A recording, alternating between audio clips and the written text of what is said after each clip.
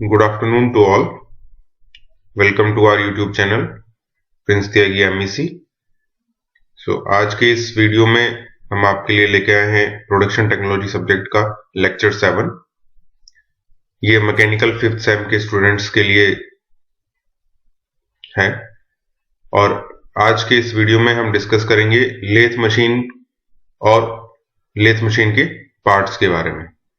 Video काफी important होने वाला है मैकेनिकल इंजीनियरिंग के स्टूडेंट्स के लिए, तो लास्ट तक जरूर देखिए। फ्रेंड्स, स्टार्ट करते हैं। सबसे पहले लेथ मशीन क्या है। तो मोस्ट ऑफ आप सभी ने लेथ मशीन कहीं ना कहीं जरूर देखी होगी। लेथ मशीन एक one of the oldest machine है जिसपे हम बहुत सारे operations, machining operations, cutting operations करते हैं, जैसे कि turning, facing, chamfering, thread cutting, knurling, drilling, इसके अलावा form machining, taper turning, step turning, इस तरह के बहुत सारे मशीनिंग ऑपरेशंस या टर्निंग ऑपरेशंस हम लेथ मशीन पर करते हैं।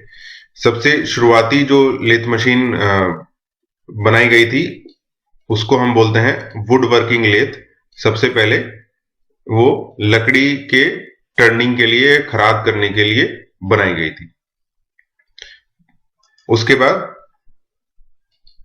डेवलपमेंट के साथ जो लेथ मशीन है उसका यूज मेटल के मशीनिंग के लिए भी किया गया। Lathe is one of the most versatile machine tool. Lathe machine पे हम बहुत सारे ऑपरेशंस कर सकते हैं, इसीलिए इसे काफी वर्सेटाइल मशीन है। बहुत सारे अलग अलग तरह के मटेरियल्स को हम इस पर मशीन कर सकते हैं, अलग अलग तरह के ऑपरेशंस इस पे कर सकते हैं। हम इस पे थ्रेड बना सकते हैं, इस पे टेपर कर सकते हैं, बोरिंग कर सकते हैं, ड्रिलिंग कर सकते हैं, कोई अलग से स्पेसिफिक शेप देनी है तो वो कर सकते हैं, कोई शेप को कॉपी करना है तो अटैचमेंट लगाकर हम कॉपी भी कर सकते हैं। इसीलिए लेथ मशीन को मदर ऑफ ऑल मशीन्स भी कहा जाता है। और लेथ मशीन का बेसिक काम क्या है कि जो एक्सेस मटेरियल है, जो एक्स्ट्रा मटेरियल है किसी भी वर्क पीस में या जॉब में, उसको निकालकर जो final required shape and size है वो बनाना। तो फ्रेंड्स, ये एक लेथ है जिसको हम इंजन लेथ बोलते हैं या सेंटर लेथ भी इसको बोला जाता है। उसका ये ब्लॉक डायग्राम है। तो इसके पार्ट्स को हम समझते हैं। अगर आप ऑपरेटर साइड में खड़े होते हैं, जिधर ऑपरेटर खड़ा है, यानी कि कैरिज के जिधर हैंडल्स हैं जहां पर, तो आपके जो राइट साइड में लेफ्ट साइड से अगर हम स्टार्ट करें तो सबसे पहले यहां पर होता है हेड स्ट्रोक वाला पोर्शन, जो ये पोर्शन है। यहां पर आप देख रहे हैं हेड स्ट्रोक। और जो लेफ्ट हैंड पे है, राइट हैंड पे जो है वो होता है टेल स्ट्रोक वाला पार्ट। ये हेड स्ट्रोक, टेल स्ट्रोक, ये सभी बेड पे रखे होते हैं। जो ये यहां पर है, जो ये वाला पोर्शन है, ये बेड है, कॉलम्स है, कॉलम्स के ऊपर यहां पर ये बेड है। और यहां पर ट्रे भी एक आप देख रहे हैं, ये जो है ये वाला पोर्शन जो है एक ट्रे है, जिसमें जब मेटल की टर्निंग की जाती है तो जो चिप्स बनते हैं, मेटल जो रिमूव हो रहा है वो इसमें यहां पर इकट्ठा होते रहता है, जिसे समय समय पर साफ किया जाता है। तो इस बेड पर ऊपर में एक वी चैनल्स बने होते हैं, जिस पर कि टेल स्ट्रोक और ये जो कैरेज वाला पोर्शन है, ये बीच में यहां पर जो है ये कैरेज है, इस पर ये रन करते हैं। इसके बाद जो हेड स्ट्रोक है उसी में आप देख रहे हैं कि यहां पे बहुत सारे कंट्रोल्स हैं और फीड बॉक्स है। तो ये हेड स्ट्रोक में ही हमारा मोटर होता है। मोटर के साथ में पूरी गियर ट्रेन लगी होती है। आजकल की जो लेथ मशीन होती हैं वो गियर ड्रिवन होती हैं। जो पुरानी लेथ मशीन होती थी उसमें मोटर के साथ में पुली सिस्टम लगा होता था, जिसे हम स्टेप पुली या फिर कोन पुली कहते थे। तो वहां पर जो मोटर से कोन पुली को चलाया जाता था, जो कि आगे स्पिंडल को घुमाते थे। स्पिंडल पर आगे चक लगा होता है, जिस चक में वर्क पीस को पकड़ा जाता है। तो बेसिकली जो हेड स्ट्रोक है, ये हमारा पूरा ड्राइविंग मैकेनिज्म इसमें होता है। जो भी पावर हमें वर्क पीस को, टूल को, कैरेज को या फिर थ्रेड कटिंग के लिए लीड स्क्रू को देनी है, वो सभी पावर हमें कहां से मिलेगी? हेड स्ट्रोक से। हमारा पूरा गियरिंग मैकेनिज्म और फीड मैकेनिज्म हेड स्ट्रोक में ही होता है। यहां पर मोटर होता है जिसको हम इलेक्ट्रिक सप्लाई से चलाते हैं। उसके बाद आप यहां पर देख रहे हैं बीच में जो एक कैरेज पोर्शन है, इसमें हमारा सबसे ऊपर टूल पोस्ट है जिसमें टूल लगाया जाता है, जिसकी मदद से हम टर्निंग करते हैं। उसके नीचे यहां पर आप जो हैंडल्स देख रहे हैं, ये इन हैंडल्स की मदद से हम कैरेज को लेफ्ट टू राइट या राइट टू लेफ्ट चला सकते हैं। उसके बाद ये जो हैंडल आपको दिख रहा है, ये वाला, ये क्रॉस स्लाइड है। ये इस स्लाइड को चलाने के लिए है जिससे हम टूल को डेप्थ ऑफ कट दे सके। उसके बाद ये है, ये क्रॉस स्लाइड, ये टूल पोस्ट का स्लाइड है जिससे हम टूल को, सिर्फ टूल पोस्ट को इस डायरेक्शन में चला सकते हैं। अगर कैरेज को हम एक जगह फिक्स कर दें, जैसे कि टेपर टर्निंग के केस में होता है, तो टेपर टर्निंग में हम इस टूल पोस्ट का इस हैंडल को लूज करके एक एंगल पर सेट कर सकते हैं और इस हैंडल की मदद से हम उसको चला सकते हैं, जबकि कैरेज अपनी एक ही जगह पर फिक्स रहे। नेक्स्ट इंपॉर्टेंट पार्ट है इसका टेल स्ट्रोक, जो कि बिल्कुल हमारे राइट एंड पर रखा होता है, वी गाइड वेज पर। इसमें यहां पर एक हैंडल होता है जो कि आप यहां पर देख रहे हैं, इसमें भी एक हैंडल है जिससे हम ये जो रैम है ये आगे पीछे मूव कर सकता है। और इस रैम में ये होलो होता है जहां पर या तो हम डेड सेंटर लगा सकते हैं जो सिर्फ सपोर्टिंग का काम करता है, या फिर यहां पर एक ड्रिल बिट या फिर रीमर या इस तरह का भी कोई टूल हम लगा सकते हैं। इसको टेल स्ट्रोक को यहां पर नट बोल्ट की मदद से गाइड वेज पर फिक्स किया जाता है और जरूरत पड़ने पर इस नट बोल्ट की मदद से इसको लूज करके गाइड वेज पर आगे पीछे भी मूव कर सकते हैं। उसके बाद नीचे आप ये जो दो स्क्रूज देख रहे हैं, एक है लीड स्क्रू, ये वाला जो ये ऊपर है जिसमें आपको थ्रेड कटी हुई दिख रही है, और नीचे में है फीड रोड।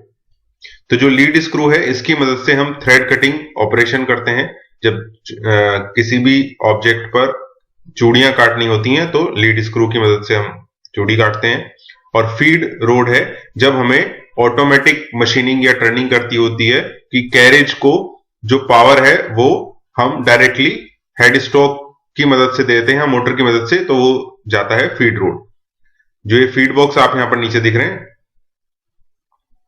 इसको पावर दी जाती है और ये फीड रोड जो है वो रोटेट करना शुरू कर देती है और उसके साथ में कैरेज आगे या पीछे मूव कर सकता है।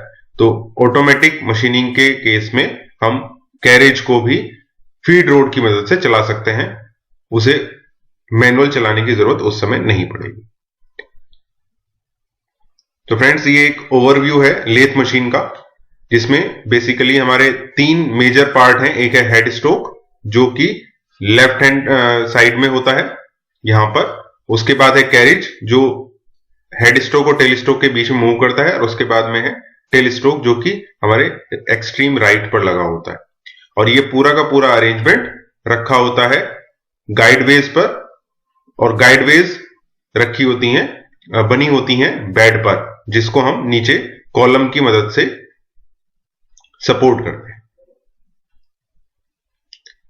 तो फ्रेंड्स, अब एक एक करके हम जो लेथ मशीन के पार्ट्स हैं उनको डिस्कस करेंगे। सबसे पहले है bed, headstock, tailstock, carriage, saddle, cross slide, compound rest, tool post, apron, chuck, feed rod, lead screw और स्पिंडल। ये हमारे कुछ मेजर पार्ट्स हैं जिनको हम डिस्कस करेंगे। जो कैरिज है, कैरिज में ये saddle, cross slide, compound rest, tool post और एप्रन, ये सभी चीजें कैरिज के में ही इंक्लूड होती हैं। तो सबसे पहले है बेड। जैसे कि हमने बताया कि बेड जो है वो लेथ मशीन का बेस होता है, जो बाकी के सारे पार्ट्स को सपोर्ट करता है और जो भी मशीनिंग टर्निंग के दौरान जो भी वाइब्रेशंस होती हैं उनको एब्जॉर्ब करने का काम भी बेड ही करता है। तो यहां पर आप देख रहे हैं कि ये जो हमने यहां पर फिगर में ये हाईलाइटेड है, ये वाला पोर्शन, ये बेड है, जिसके ऊपर में एक सिरे पर हेड स्ट्रोक है, बीच में कैरेज है और दूसरे सिरे पर टेल स्ट्रोक इस पर माउंट किया गया है। जो बेड है वो जनरली कास्ट आयरन का बनाया जाता है और इस बेड के नीचे में कॉलम्स लगे होते हैं जिन पर ये रखा रहता है।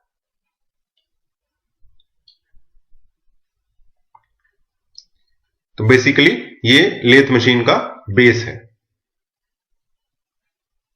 इस बेड पर ही गाइडवेज बने होते हैं, जिनको हम नेक्स्ट स्लाइड में और डिटेल में समझेंगे। यहां पर आप देख भी सकते हैं ये गाइडवेज बने हैं जिन पर टेल स्ट्रोक और क्रॉस स्लाइड जो है वो आगे पीछे मूव कर सकते हैं। जो बेड है, बेड के ऊपरी सरफेस पर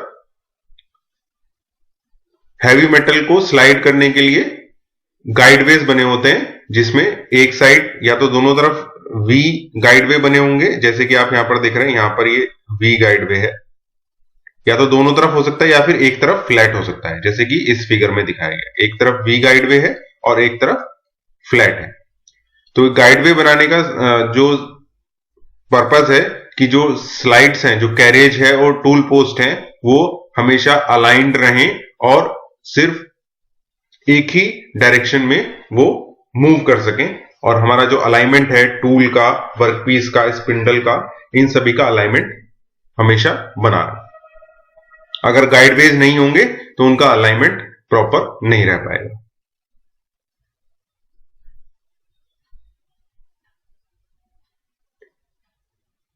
जो बेड है, जैसे हम ऑलरेडी बताया है कि ये हेड स्ट्रोक, टेल स्ट्रोक और कैरेज और जितने भी सारे कंपोनेंट्स हैं लेथ मशीन के, जो भी पार्ट्स हैं उसमें जो भी अटैचमेंट लगाए जाते हैं, वो सब को सपोर्ट करने का काम करता है हमारा बेड। नेक्स्ट है हेड स्ट्रोक।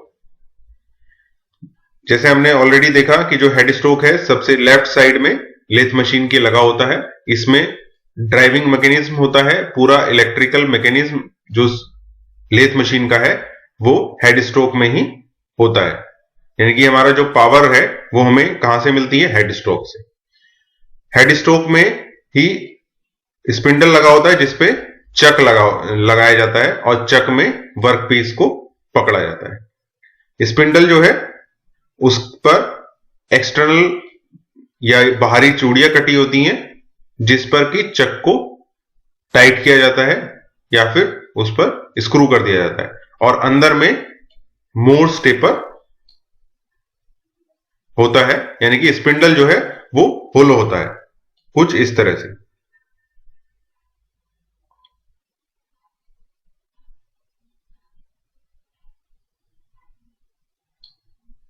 बल्कि ये यहां पर थ्रू होता है।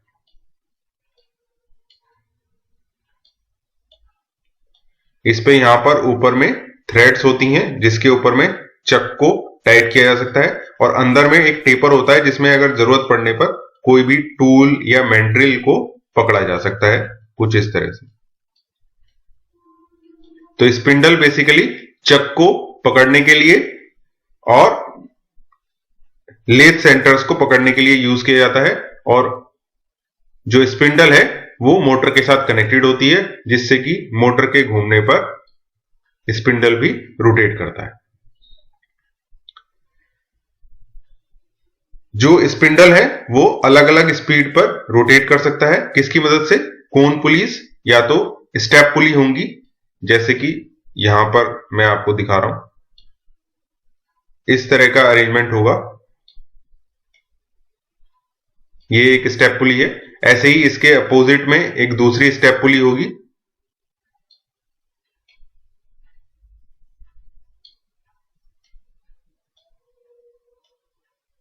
तो ये दोनों पुलीज एक बेल्ट की मदद से इस तरह से जुड़ी होंगी। इस बेल्ट को जब हम स्लाइड करेंगे तो इनका रेशियो बदल जाएगा डायमीटर चेंज होने की वजह से, और स्पिंडल की स्पीड हमें अलग अलग मिल सकती है। ये बेसिकली होता था पुरानी लेथ मशीन्स में, जहां पर कोन पुली यूज की जाती थी।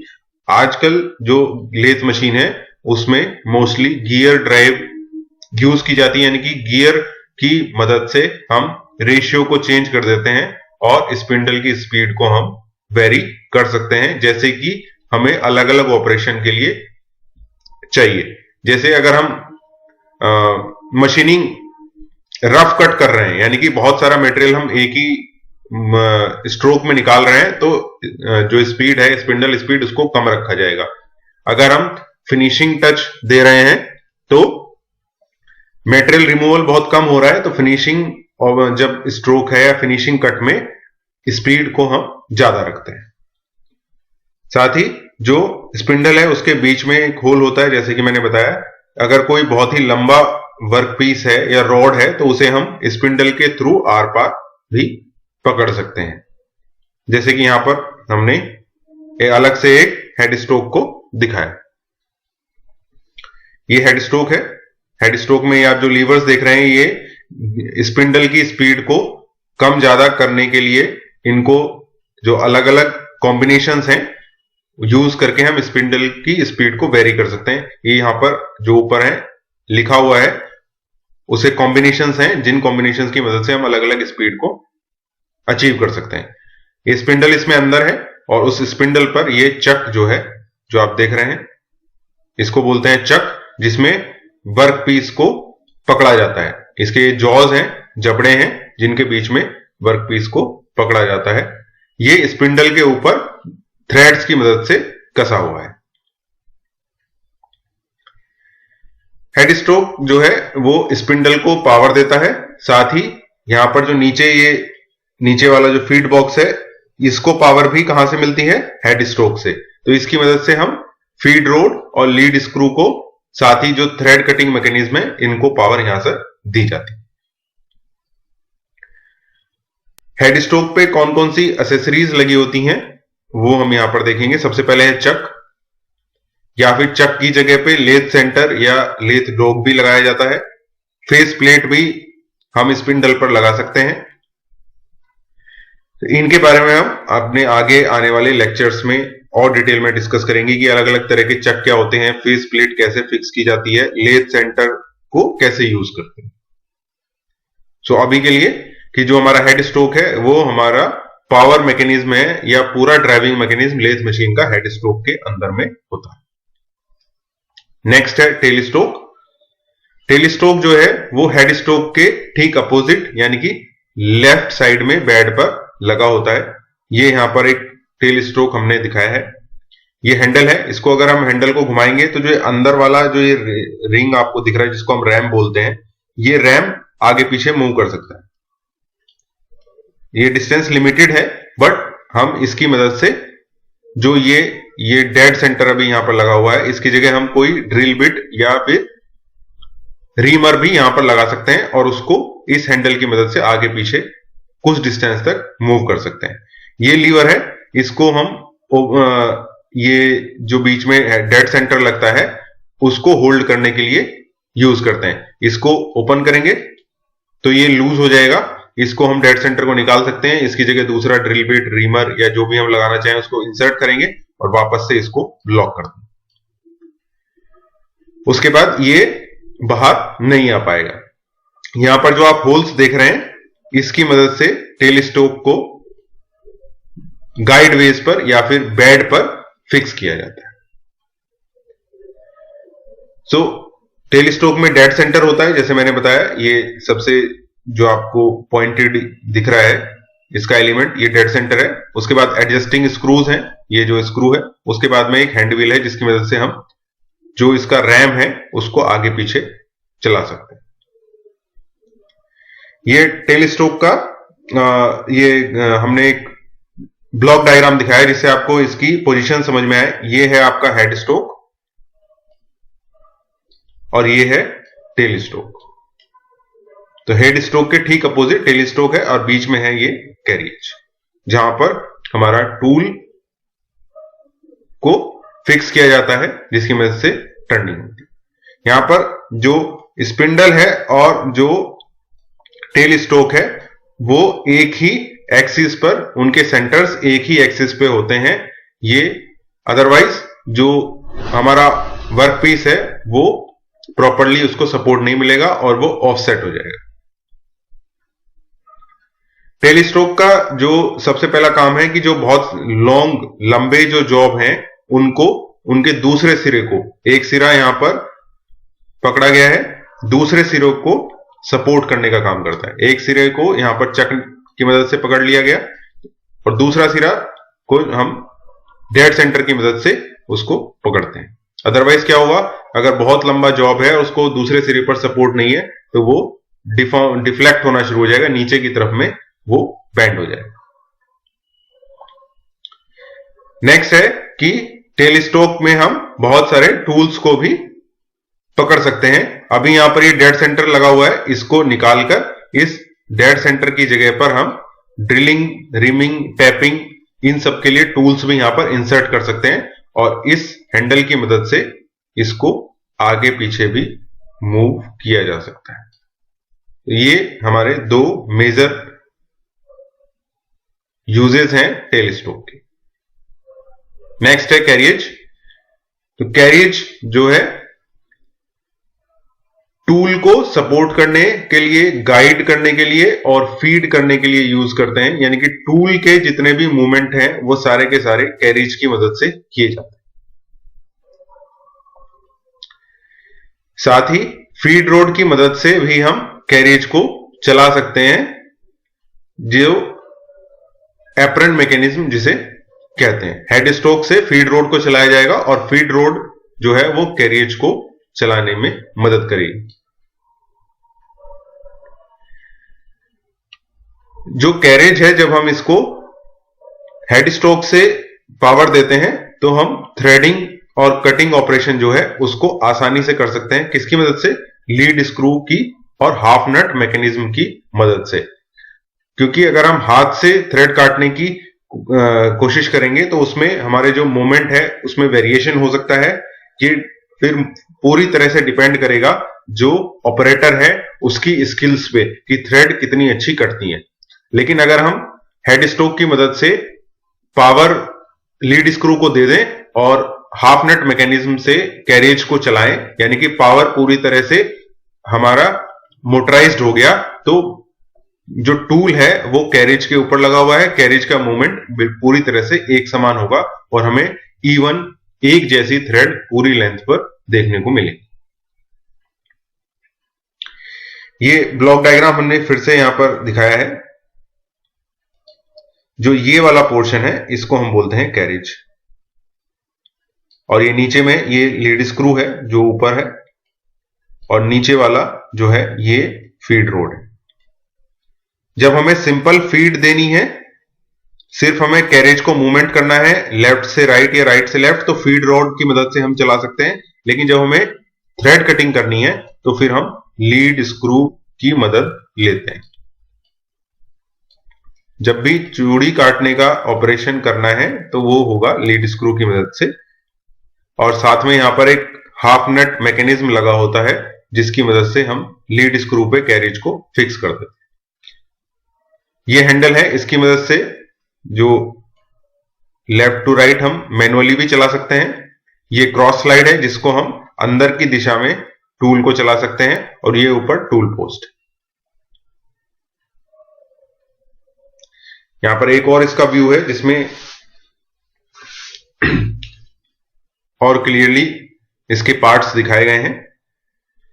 ये एप्रन है, ये जिसको एक तरीके से इसका कवरिंग आप कह सकते हैं, जिसकी मदद से ये गाइड वेज पर या बेड पर रखा होता है। इस हैंडल की मदद से हम क्रॉस स्लाइड को दाएं से बाएं या बाएं से दाएं चला सकते हैं। ये क्रॉस स्लाइड है, जो ये वाला जो हैंड व्हील है ये टूल पोस्ट को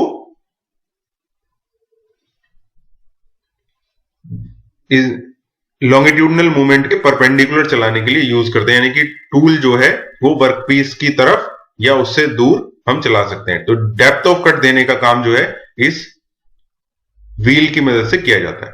उसके बाद है ये कंपाउंड स्लाइड। कंपाउंड स्लाइड से चला के हम सिर्फ टूल पोस्ट यानी कि सिर्फ टूल को मूव कर सकते हैं, पूरे कैरेज को चलाने की जरूरत नहीं पड़ेगी।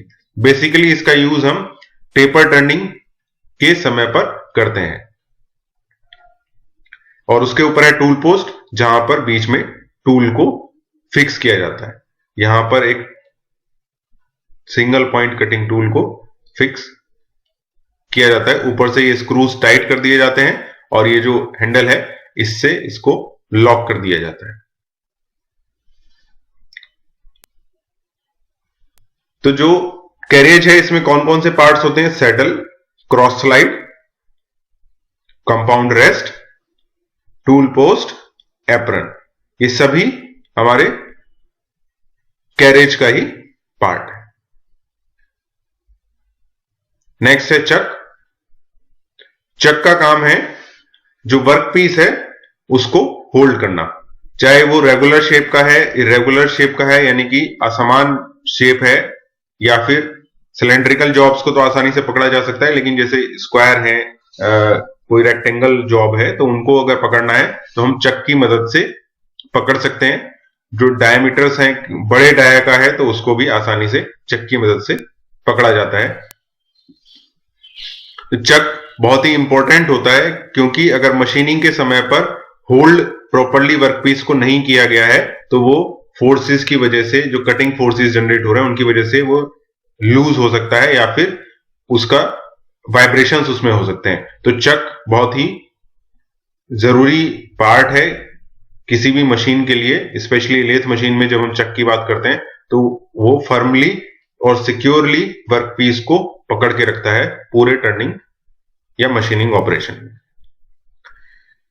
तो जो कुछ इंपॉर्टेंट चक्स लेथ मशीन में यूज किए जाते हैं उनमें से एक है इंडिपेंडेंट और फोर्जो चक, जो कि यहां पर हमने दिखाया है। इसमें फोर्जो चक है, आप नाम से समझ सकते हैं कि यहां पर 4 जॉ हैं, 1, 2, 3 और 4।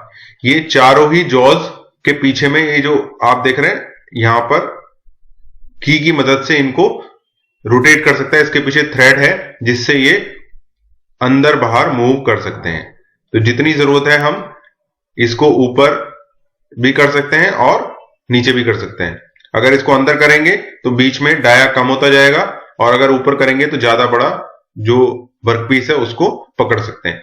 एक चीज जो फोर्जो चक की बहुत ही इंपॉर्टेंट है कि चारों जोस को हम अलग अलग मूवमेंट कर सकते हैं, यानी कि ये चारों जो एक दूसरे से इंडिपेंडेंट है, इसीलिए इसको इंडिपेंडेंट फोर्जो चक भी बोलते हैं। तो इस चक की मदद से हम इरेगुलर शेप, मान लीजिए कोई जॉब ऐसा है उसपे एक तरफ ये बना हुआ, तो हम सिर्फ जिस तरफ ये बाहर निकला हुआ पोर्शन है उस वाले जॉ को और ज्यादा बाहर निकाल सकते हैं, और बाकी के 3 अपनी पोजीशंस में रहेंगे। तो इस तरह से कोई भी इरेगुलर जो जॉब है उसको हम इस चक की मदद से पकड़ सकते हैं। नेक्स्ट है 3 जॉ और यूनिवर्सल चक। ये यहां पर आप देख रहे हैं, इसमें 3 जॉ हैं तो इसीलिए हम इसको 3 जॉ चक कहते हैं, और यूनिवर्सल इसलिए है क्योंकि यहां पर जो तीनों जॉ हैं वो एक साथ घूमते हैं। यहां पर भी इन जॉज को अंदर बाहर करने के लिए एलन की लगाने के लिए यहां पर होल्स हैं, लेकिन आप तीनों तरफ हैं, इनमें से किसी एक को भी अगर आप रोटेट करेंगे तो सारे के सारे जो एक साथ या तो बाहर आएंगे या फिर अंदर जाएंगे। तो ये हम सिर्फ सिलेंड्रिकल जॉब्स के लिए ही यूज कर सकते हैं, लेकिन इसका एक बेनिफिट है कि इसमें हमें सेंटरिंग की जरूरत नहीं होती, क्योंकि सारे जो एक साथ मूव कर रहे हैं तो ये अपने आप ही सेल्फ सेंटर होता है। जो जॉब हम पकड़ रहे हैं वो अपने आप ही सेंटर पर ही फिक्स होगा, जबकि इंडिपेंडेंट फोर्जो चक में जॉब को पकड़ने के बाद उसकी सेंटरिंग की जाती है, जिससे कि वो जो हेड स्ट्रोक और टेल स्ट्रोक है उनकी एक्सिस के साथ में वर्कपीस की एक्सिस अलाइन हो जाए। नेक्स्ट है कॉलेट चक्स और मैग्नेटिक चक्स। इन सब के बारे में डिटेल में हम डिस्कस करेंगे जब चक के ऊपर हम लेक्चर बनाएंगे। नेक्स्ट है लीड स्क्रू। लीड स्क्रू को हम पावर स्क्रू के नाम से भी जानते हैं, और ये जो रोटेटरी मोशन है उसको लीनियर मोशन, यानी कि लीड स्क्रू रोटेट कर रहा है और उसका जो रोटेटरी मोशन है उससे कैरेज को लीनियर मोशन में, यानी कि आगे पीछे मूव करने का मोशन। लीड स्क्रू का सबसे इंपॉर्टेंट जो फंक्शन है वो है थ्रेड कटिंग ऑपरेशन, यानी कि जब हमें जॉब पर चूड़ियां बनानी है एक्सटर्नल या इंटरनल, तो उस समय पर लीड स्क्रू की मदद से हम इस थ्रेड कटिंग ऑपरेशन को कंप्लीट करते हैं। सो आप यहां पर ब्लॉक डायग्राम में देख सकते हैं कि जो ये ऊपर वाला जो स्क्रू है इसको हम बोलते हैं लीड स्क्रू, और इस लीड स्क्रू पे जो थ्रेड्स कटी होती हैं उनको हम बोलते हैं एक्मे थ्रेड्स। ये बहुत ही इंपॉर्टेंट है, कई बार पूछा जाता है कि लीड स्क्रू पर कौन से तरह की चूड़ियां कटी होती हैं, तो उनको हम बोलते हैं एक्मे थ्रेड्स, और इन थ्रेड्स का जो एंगल होता है वो होता है 29 डिग्री।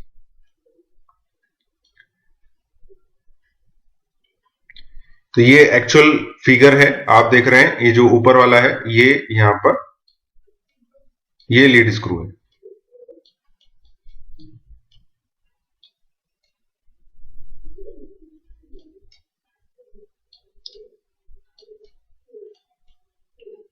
और जो नीचे वाला पोर्शन है, जो नीचे वाला रोड आपको दिख रहा है ये वाला, ये है फीड रोड।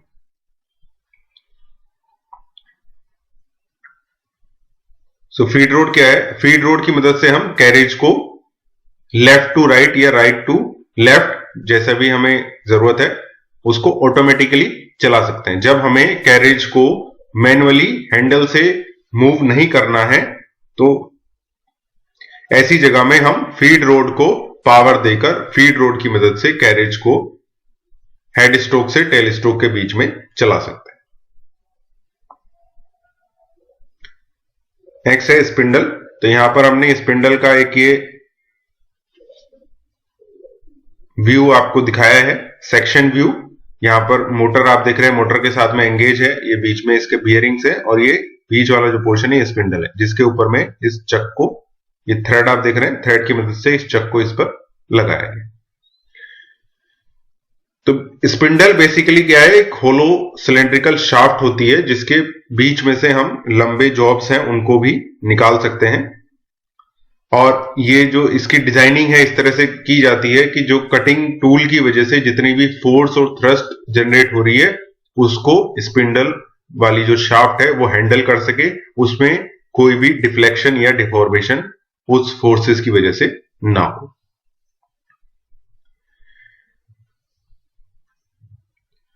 इस स्पिंडल के एक सिरे पर मोटर लगा होता है जिससे इसको पावर मिलती है, मोटर की मदद से स्पिंडल को घुमाया जाता है, और इसके दूसरे सिरे पर थ्रेड की मदद से चक को लगाया जाता है जिसमें वर्कपीस को पकड़ा जाता है। तो बेसिकली मोटर का मूवमेंट स्पिंडल के थ्रू वर्कपीस तक पहुंचता है। तो फ्रेंड्स, आज के वीडियो में इतना ही। अगर आपको ये वीडियो अच्छी लगी हो तो लाइक करें, सब्सक्राइब करें, साथ ही शेयर करें और बेल आइकन जरूर प्रेस करें जिससे हमारे आगे आने वाले लेक्चर्स की इंफॉर्मेशन आपको मिल सके। आप हमें टेलीग्राम पर भी ज्वाइन कर सकते हैं जिसका लिंक डिस्क्रिप्शन बॉक्स में दिया गया है। Thank you for watching.